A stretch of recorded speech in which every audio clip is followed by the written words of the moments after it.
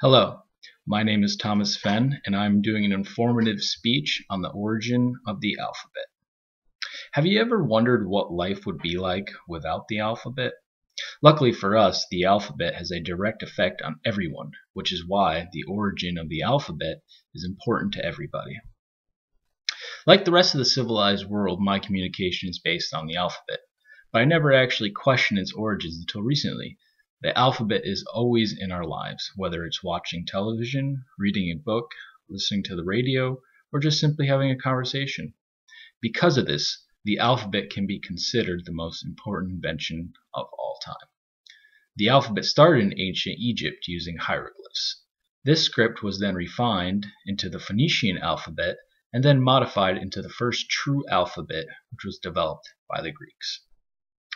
Let us begin in 2700 BC, where the first alphabet was created. John von der Graben, writer for the Ancient History Encyclopedia, stated that the first Egyptian hieroglyphs had a set of some 22 symbols. Interestingly enough, the word hieroglyph itself isn't even an ancient Egyptian word, but actually a Greek word. According to the 1999 International History Project, hieros means sacred, and glyphon means to carve in ancient Greek. Egyptian hieroglyphs were used to represent syllables that began with a single consonant of their language. The glyphs were primarily used as a pronunciation guide for logograms, writing, and transcribing loanwords in foreign languages. These glyphs may seem alphabetic in nature, but they were, in fact, never used as a system to encode Egyptian speech. The attached visual aid shows exactly what the Egyptian hieroglyphs looked like. Some scholars claim an alphabetic system known as the Proto-Sinaitic script was also created in Central Egypt around 1700 BC. While the exact nature of this script remains open to interpretation, it is believed to also be based on Egyptian hieroglyphs.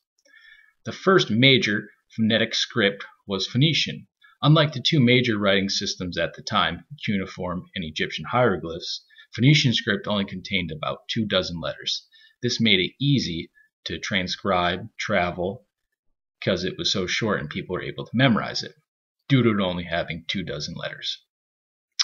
This allowed the script to spread throughout their traveling routes. Another benefit of the Phoenician script is that it could be used to write down different languages. This is possible because it records words phonetically. The Phoenician script was eventually spread across the Mediterranean, which influenced many aspects of society.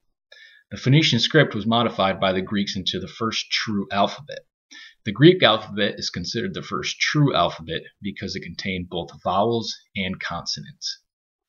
Because the Phoenician script contained sounds that didn't exist in Greek, the Greeks were able to add these vowels in place of the sounds that didn't exist in their language.